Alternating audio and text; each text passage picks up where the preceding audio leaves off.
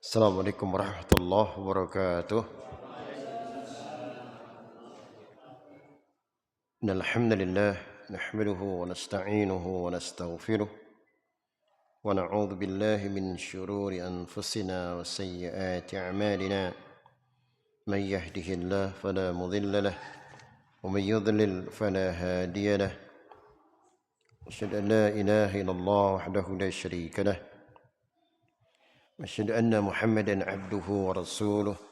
Ya ayyuhalladzina amanu taqullaha يا أيها الذين آمنوا اتقوا الله حق تقاته ولا تموتن إلا وأنتم مسلمون يا أيها الناس اتقوا ربكم الذي خلقكم من نفس واحدة وخلق منها زوجها وبث منهما رجالا كثيرا ونساء واتقوا الله الذي تساءلون به والأرحام إن الله كان عليكم رقيبا يا أيها الذين آمنوا اتقوا الله وقولوا قولا سديدا يصلح لكم أعمالكم ويغفر لكم ذنوبكم ومن يطع الله ورسوله فقد فاز فوزا عظيما أما بعد فإن أصدق الحديث كتاب الله وخير الهدي هدي محمد صلى الله عليه وسلم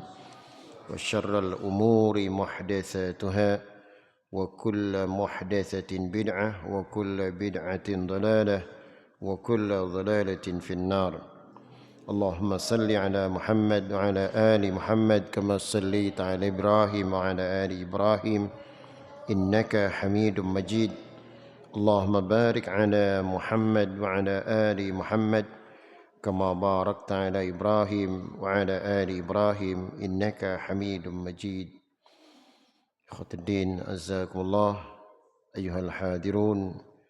Kajian pada malam ini saya tunda pembahasan Kitabul Adab, adab-adab Rasulullah sallallahu alaihi wasallam, insyaallah dalam pertemuan berikutnya.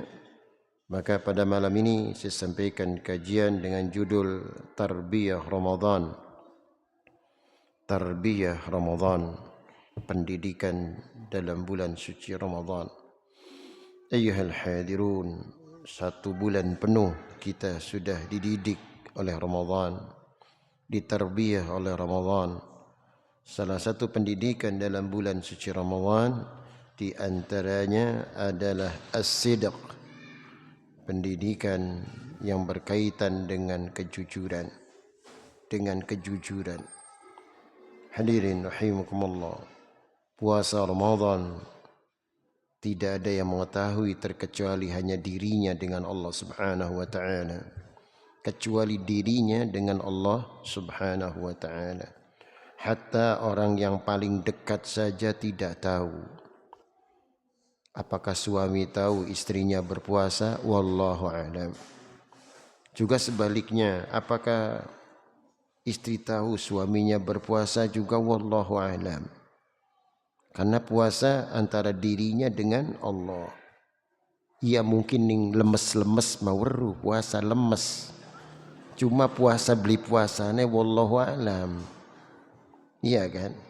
Puasa datang kerja lemes. Waduh, kenapa mas? Capek. Oh ya wis, ya wajar puasa, apalagi kerja berat. Tapi kadang-kadang suaminya nggak kuatkan diri, dia minum, tapi nggak ngomong ke istrinya, saya mah nggak puasa, enggak kan? Mestinya ngomong, saya mah terus terang aja nggak puasa, jujur coba. Jadi 1 bulan penuh ditarbiyah oleh Ramadan, belajar jujur. Kalau nggak puasa, ngomong nggak puasa.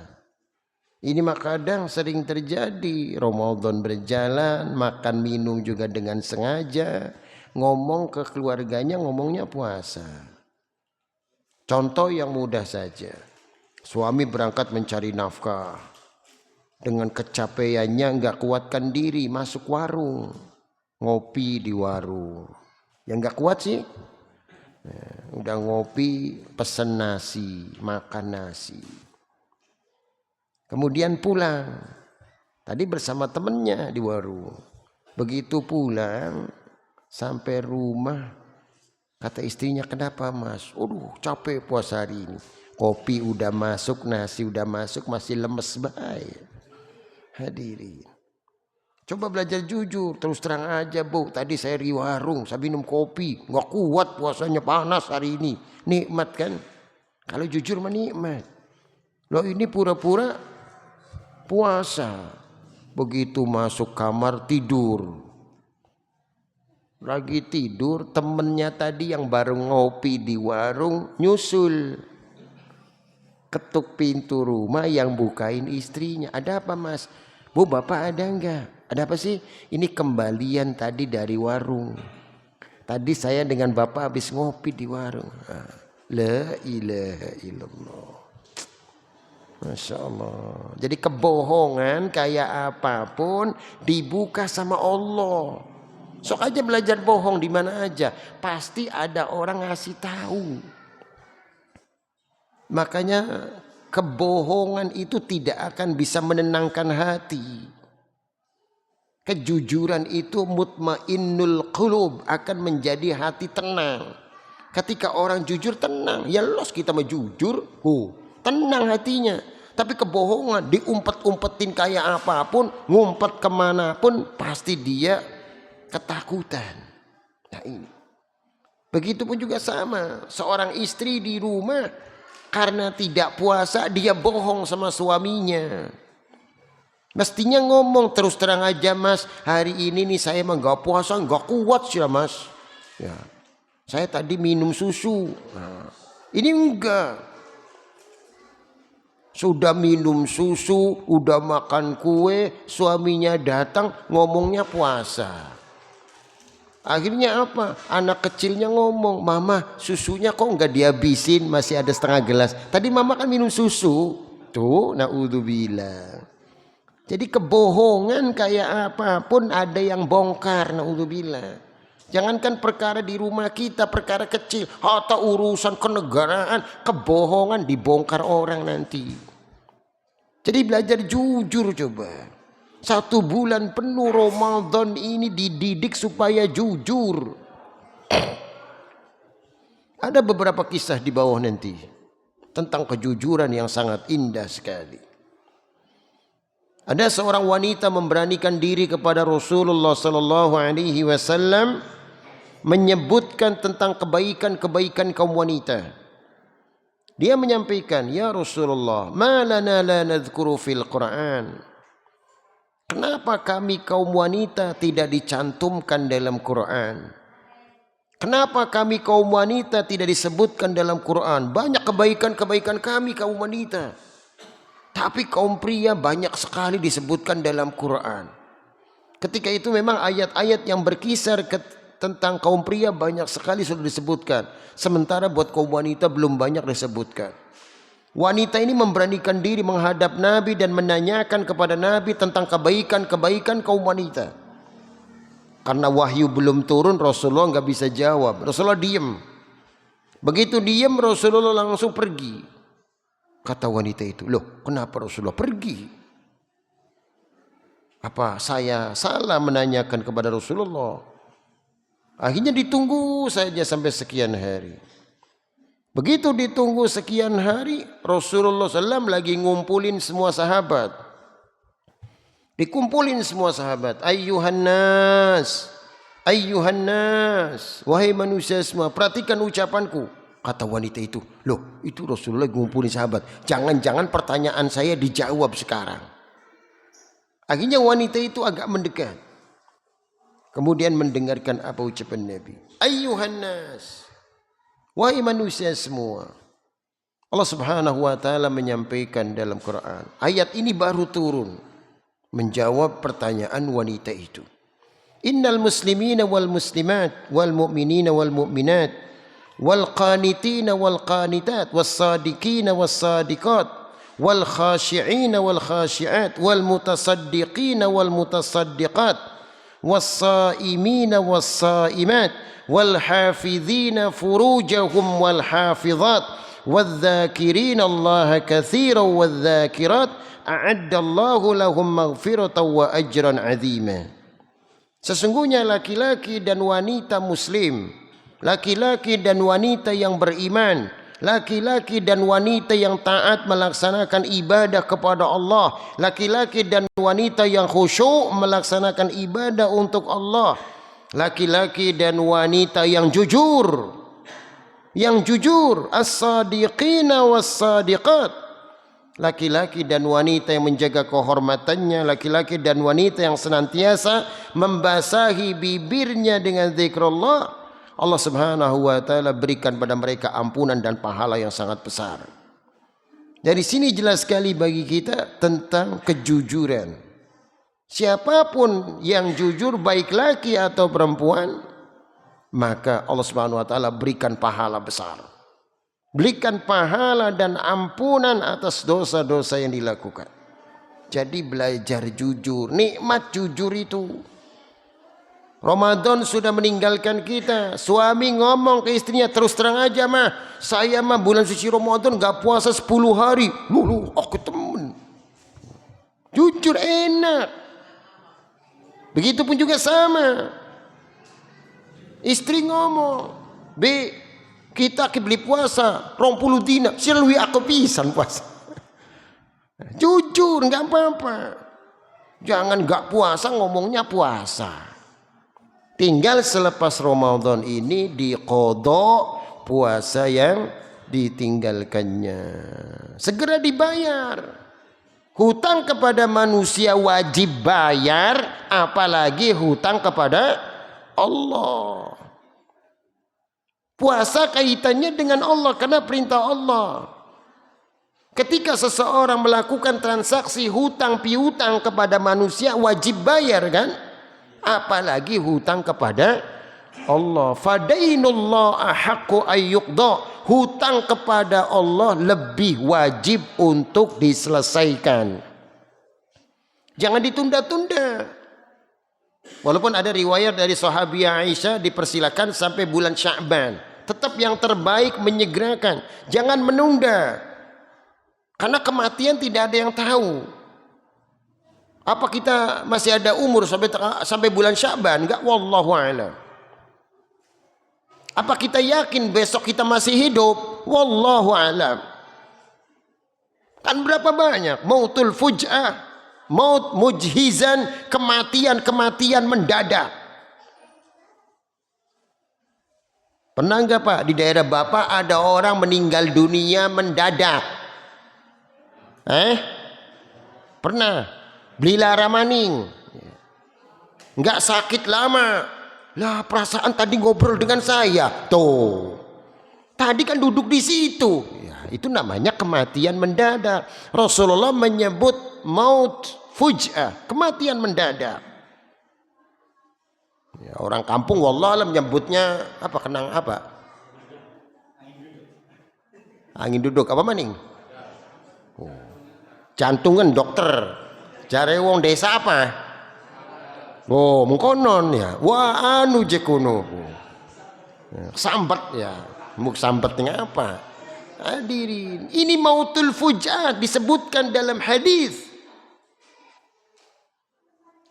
Sebelum Ramadan 1 minggu apa 2 minggu ada mantan anggota DPRD provinsi meninggal dunia di Indramayu ini. Saya lewat di desa tempat dia lahir di situ, ternyata ada karangan bunga. Saya terkejut, loh kok meninggal? Saya nanya ke teman-teman di situ, apa sakitnya? Enggak tahu Ustaz. Dia lagi bawa mobil, lagi markirin mobil, mau keluar, mobilnya diem aja. Akhirnya ada satpam langsung lari, ternyata meninggal di dalam mobil. Masya Allah. Nah inilah mautul fuj'ah, mautul fuj'ah. Tetangga saya hari Jumat masih muter-muter, ngelilingin barang. Sabtu pagi ada berita dari musola, inna lillahi wa inna ilaihi, la ilaha illallah. Kemarin muter-muter keliling. Umur yang punya Allah kan. Apa kita yakin kita besok masih hidup? Wallahu a'lam. Maka siapkan kapanpun, dimanapun, kita harus bersiap menghadapi kematian. Karena kematian sesuatu hal yang pasti, tidak bisa dihindari. kullu nafsin dha'iqatul maut. Aynama takunu yudrikumul maut walau kuntum fi burujim musyayyadah. Dimanapun kalian berada, walaupun di benteng sekuat apapun, maka kematian itu pasti akan tiba kepada kalian. Qul innal mautal ladzi tafirruna minhu fa innahu mulaqikum. Katakan, kematian yang kalian berlari dan takut daripada kematian, pasti kematian itu akan datang kepada kalian. Maka siapkan menghadapi kematian. Ya tentunya dengan amalan soleh. Hati-hati, awas. Malakul maut, hati-hati. Nggak bisa dibayar. Bisa dibayar? Dokter bisa dibayar, suntik bisa dibayar, malakul maut nggak bisa dibayar. Makanya siapkan menghadapi kematian. Walal akhiratu khairul laka minal ula. Sungguh kehidupan akhirat adalah lebih utama daripada kehidupan dunia. Oleh karena itu, hadirin rahimakumullah, jujur. Di dalam surah Yusuf ayat 111 disebutkan, laqad kana fi qasasihim ibratul liulil albab. Sungguh ada pada kisah-kisah mereka pelajaran yang sangat berharga bagi orang-orang yang berakal. Perhatikan kisah ini. Di masa Khalifah Umar bin Khattab radhiyallahu anhu. Khalifah Umar bin Khattab bersama temannya bersafar, bepergian pakai kudanya. Hadirin, dia melewati padang pasir, gurun-gurun dalam kondisi yang sangat panas sekali. Kondisi yang sangat panas melewati padang pasir. Dia merasa kehausan. Khalifah Umar bin Khattab bersama temannya menghampiri ada seorang penggembala kambing. Begitu mendekat kepada penggembala kambing, Khalifah menanyakan, "Ya fulan, bolehkah aku meminta air susu kambing?" Kata penggembala, "Boleh. Saya akan berikan 2 gelas air susu kambing buat Anda dan buat teman Anda." Diperaskan air susu kambing, kemudian diminumlah air susu yang segar itu. Sengaja Khalifah Umar bin Khattab tidak mensisakan, tidak menghabiskan air susu kambing itu. Dia separuh disisakan. Begitu udah dia minum separuh, dikasihkan, "Ya fulan, syurub, minum." "Ada apa?" "Ini saya udah minum separuh, tinggal separuh, Anda minum. Ini seger, ini sehat, ini bagus, ini." "Maaf, saya tidak akan minum." "Loh, kenapa Anda enggak minum? Ini air susu ini bagus." Kata penggembala kambing, Inni saim, aku sedang berpuasa." Masya Allah. Kata Khalifah Umar bin Khattab, dalam kondisi panas seperti ini lagi puasa. Kata Khalifah Umar bin Khattab, "Ya fulan, ini kan panas sekali. Terus saya mau nanya, apakah majikanmu melarang Anda minum air susu kambing ini?" "Tidak. Kalau saya butuh saya minum, cuma sekarang saya lagi puasa." Jadi majikanmu sudah mempersilahkan siapapun musafir yang minta air susu, kasih sudah. Termasuk Anda.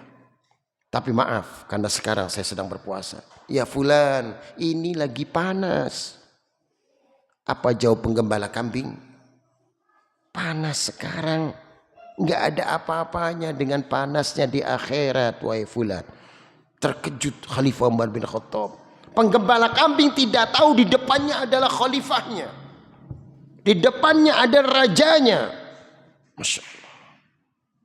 Sampai kata Khalifah Umar bin Khattab, "Masya Allah, tukang ngangon wedus ngomongnya mengkonon ya. Hebat temen. Masa sing berilmu kalah bari tukang ngangon wedus ya." Hadirin rahimakumullah. Kemudian yang kedua, kata Khalifah Umar bin Khattab, "Ya fulan, majikanmu jauh. Majikan Anda jauh. Dan kambing-kambing ini tidak mungkin dihitung tiap hari karena jumlahnya puluhan sampai ratusan ekor. Maksud Anda, saya akan beli 1 ekor. Saya akan bawa 1 ekor. Anda ambil uang ini. Uang dinar, uang emas, Anda ambil. Saya bawa 1 ekor. Apa jawab penggembala kambing? Tidak. Saya tidak akan melakukan itu. Masya Allah. Kenapa? Majikan Anda jauh kan? Majikan Anda nggak pernah ngitung jumlah kambing tiap hari. Tidak. Saya tidak akan melakukan itu. Saya mau belajar jujur. Allah menyaksikan apa yang saya lakukan. Fa'aina Allah, di mana Allah kalau saya melakukan itu? Masya Allah, terkejut lagi Khalifah Umar bin Khattab. Allah melihat kita. Masya Allah. Oleh karena itu, sekali lagi hadirin rahimakumullah, kejujuran akan mendatangkan kebaikan dan kebaikan akan mengantarkan ke dalam surga. Inna sidqa yahdi ilal bir wa innal birra yahdi ilal jannah. Sebaliknya, kebohongan, kedustaan akan mengantarkan ke dalam kemaksiatan.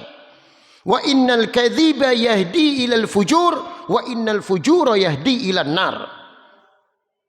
Dan kemaksiatan akan mengantarkan ke dalam neraka. Na'udzubillah. Jadi belajar jujur. 1 bulan penuh di tarbiyah Ramadan. Nikmat jujur itu. Coba kalau bohong, keder.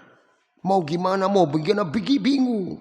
Bohong itu tidak akan bisa menenteramkan hati. Tapi jujur akan menjadikan hati damai. Kisah yang kedua. Masih dalam kisah Khalifah Umar bin Khattab radhiyallahu anhu.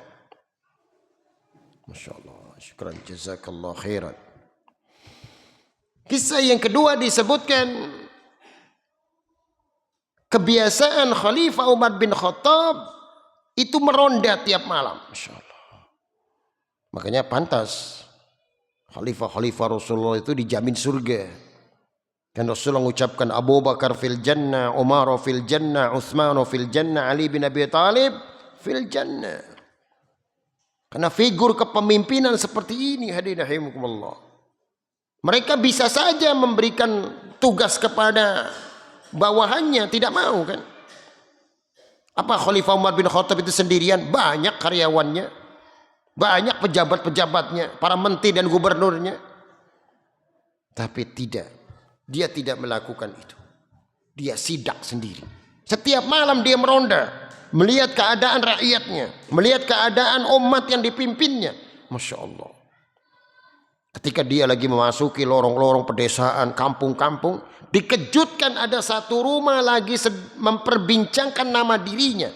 Sampai terdiam Khalifah Umar bin Khattab. Loh, kok nama saya disebut-sebut? Umar. Wah, nanti dulu, saya berhenti dulu.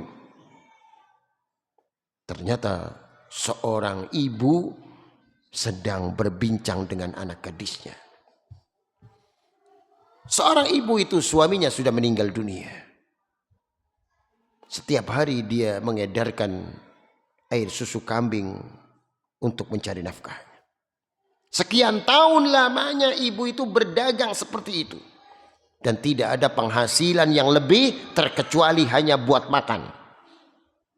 Dia berbincang dengan anak gadisnya. Wahai anakku, ya Ummi, ada apa Ummi? Mulai malam ini nak, saya akan rubah jualan saya. Maksud Ummi bagaimana? Saya akan rubah dagangan saya. Mulai besok kita akan mendapatkan keuntungan banyak. Caranya bagaimana wahai Ummi? Setiap hari saya mengedarkan 25 kantong susu kambing. Mulai besok 50 kantong. Terkejut anaknya. Caranya bagaimana? Saya campur dengan air menjadi banyak. La taf'ali ya ummah, la taf'ali ya ummah. Jangan ibu lakukan, jangan ibu lakukan. Itu kebohongan. Terdiam Khalifah Umar bin Khattab. Waduh, anak gadis hebat pisan kini ya. Bocah ayu kayak ngapa ngomongannya sampai kayak kini nih. Biasanya bakal bocah bagus mah, bagus maningnya. Bakal bocah belesak maning ya. Sampai akhirnya didengerin perbincangannya oleh Khalifah Umar bin Khattab. Ya ummah, la taf'ali ya ummah. Jangan ibu lakukan itu kebohongan. Tidak, mulai malam ini saya akan rubah. Anaknya menasihati ibunya, wahai ibu, sedikit ibu pandai bersyukur lebih utama daripada banyak ibu tidak pandai bersyukur. Qalilun tuaddi syukrahu khairun min katsirin la tutiku. Saya paham wahai anakku. Tidak. Perhatikan ucapanku. Inna Umar ibn al-Khattab lam yarana. Inna Umar ibn al-Khattab lam yarana. Wahai anakku, perhatikan ucapan saya. Tahu nggak Khalifah Umar bin Khattab, pemimpin kita? Khalifah Umar bin Khattab berada di istananya, dia tidak melihat kita. Kita akan lakukan. Umar bin Khattabnya ada di samping lagi dengerin. Masya Allah. Kata Umar bin Khattabnya, belindelang sirah kita gak kerungu ya. Oh, hadirin, apa yang terjadi? Kata anaknya, ya ummah, perhatikan ucapan saya. Ya ummah, wahai ibu. Inna Umar ibn al-Khattab lam yarana wa rabba Umar yarana. Umar bin Khattab tidak melihat kita, Rabbnya Umar, Tuhannya Umar melihat kita. Waduh, kaget Umar bin Khattab. Wah, pasti anak gadis ini cantik sekali nih. Langsung bergegas pulang malam itu ya. Malam itu pulang langsung ke rumahnya. Bangunin anak remaja, bangun. Abi ada apa? Bangun, semua bangun. Kenapa Abi? Siapa yang siap malam ini nikah? Kaget anak-anak. Bi, malam gak bisa besok? Enggak bisa ditunda besok. Kalau di antara kalian tidak mau menikah, Abi nikah lagi. Enggak apa-apa ya, enggak usah takut. Masa nikah lagi takut? Teman-teman kita sudah pada nikah lagi kan? Enggak apa-apa. Supaya rezekinya banyak nikah lagi. Iya, nggak apa-apa di atas main dia beli kerungu pening di rumah. Sepatu gaun dulu masak kerungu ngobrol dewek baik karena kerungu Ustaz tega. Iya masak kerungu Ustaz ngomong mungkin ini ya. Jadi nggak usah ada yang nanya Ustaz apa harus izin? Izin. Langkah dalile izinku. Ya izin kesuwen izin mah. Begitu Khalifah Umar bin Khattab mengucapkan kalimat seperti itu dan menawarkan kepada anak remajanya. Dari sekian anaknya Khalifah Umar bin Khattab ada yang mengabulkan permohonan ayahnya. Masya Allah. Terjadilah pernikahan seorang anak Khalifah Umar bin Khattab dengan gadis yang jujur. Terlahirlah Khalifah yang kelima dalam Islam. Masya Allah. Khalifah Umar ibn Abdul Aziz. Makanya salah satu kiat dalam pernikahan Rasulullah perintahkan 4. Yang pertama li jamaliha, karena kecantikannya. Yang kedua li nasabiha, karena keturunannya. Yang ketiga apa? Lima liha, karena hartanya. Yang keempat lidiniha, karena agamanya. Fadfad widatid din, cari yang mantap dalam agama. Taribat yadak, niscaya anda berkah. Syukur-syukur papat anak kabeh. Tapi kadang-kadang jarang ya. Waduh, mantep pisan cantik. Beli duit dunya. Umay gubuk pisan. Anak ya. Anak sing blesak, umay lantai telu. Waduh, kayak temen ya. Anak. Ya, macam-macam ya. Ya, anak maning sing dunyane akeh wonge bagus pisan. Ya kun maksude mah. Lamun bisa kah lurus si mengkonon. Ya. Dunyane mantap, hartanya mantap, agamanya mantap. Wah, wis berkah hidupnya. Makanya hati-hati. Jangan asal-asal nyari. Asal-asal nyari berantakan. Rumah tangga untuk sesuatu yang lama, bukan sebentar. Cari seorang ibu yang mantap, yang bisa diajak untuk tidak mampu hartanya. Jadi ketika suami nggak dapat rezeki, tetap bersyukur. Jangan cari ini di mall. Waduh, sih biasa nganggo tas kayak keder ya. Ya suaminya lagi seret, ya keder.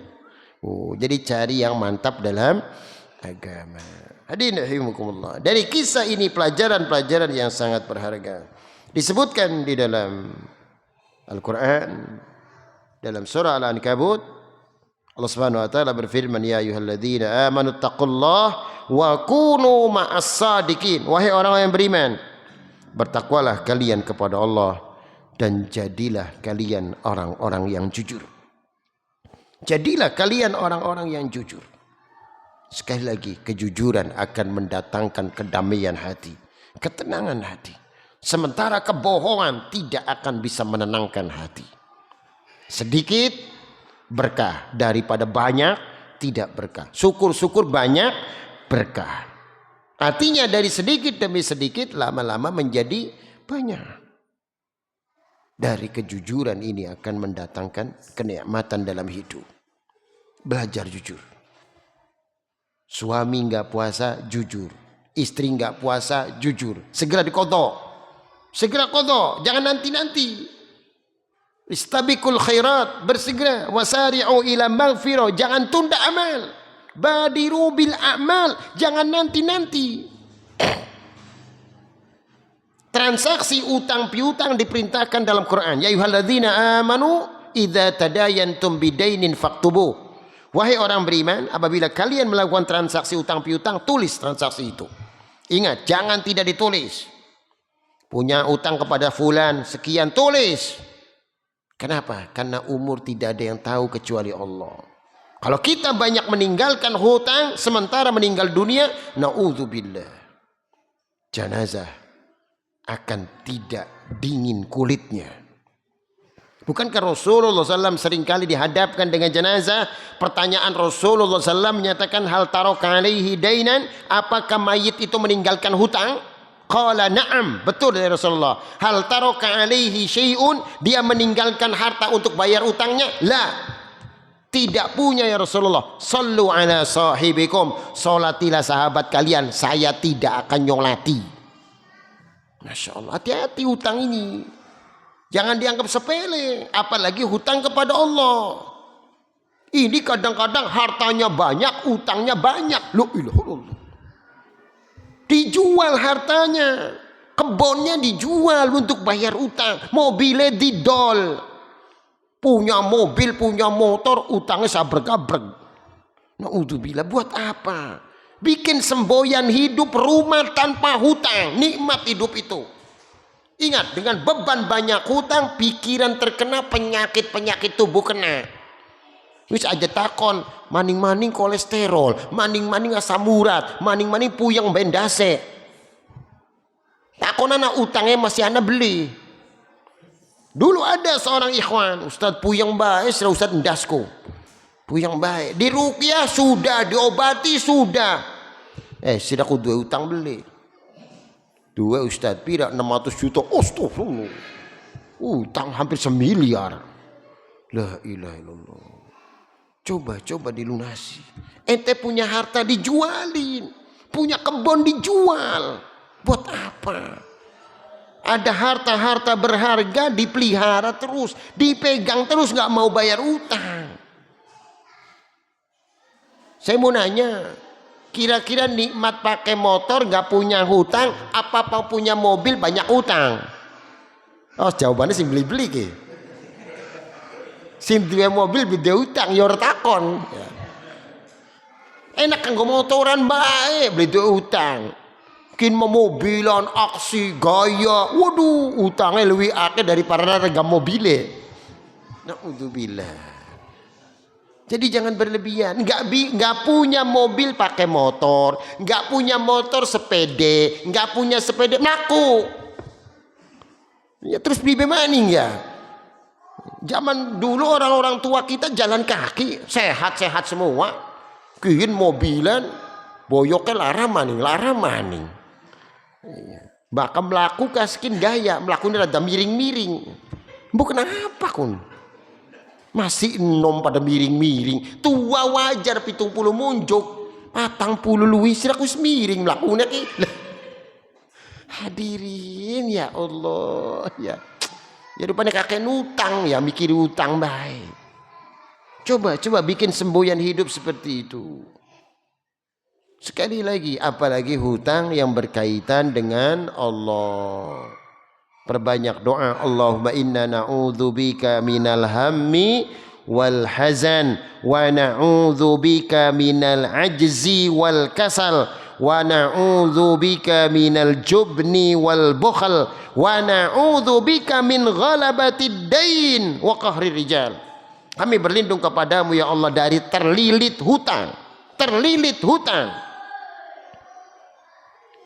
Di zaman Ali bin Abi Thalib, sahabat Ali bin Abi Thalib radhiyallahu an, ada seorang laki-laki ngadu, "Ya Ali, ada apa? Waduh, pusing hidup saya. Kenapa? Saya hutangnya di mana-mana, banyak hutang saya, pusing saya hidup ini." Kata Ali bin Abi Thalib, "Anda mau saya kasih nasihat?" Siap. Apa nasihatnya? Perhatikan ucapan saya. Ini doa yang dilantunkan Rasulullah SAW kepada saya. Laukana, kalaulah Anda memiliki satu gunung Uhud utang. Masya Allah. Anda baru seberapa utangnya? Utangnya segede gunung Uhud, utang ente. Anda perbanyak doa, Allahumma kfina bihalalika an haramik wa ghnina bifadlika amman siwak. Baca doa itu. Anda semangat kerja cari nafkah, baca doa itu, mudah bayar utang. Jangan khawatir, karena Allah Subhanahu wa taala akan berikan rezeki. Tapi awas, setane sokat ning dengkok bengkene ki ya. Duitnya wis kebak ning kantong dibayar-bayar. Jare setane gampang komaning. Setan kuno. Jadi ketika uangnya udah ada, bayarin utangnya. Ini uangnya udah ada, nggak dibayar-bayarin. Naudzubillah. Jadi transaksi utang boleh, akan tetapi jangan memperlambat pembayaran bagi orang yang mampu. Memperlambat pembayaran utang bagi orang yang mampu, dolim. Hati-hati. Duitnya banyak, utang nggak dibawa bayar. Itu dolim.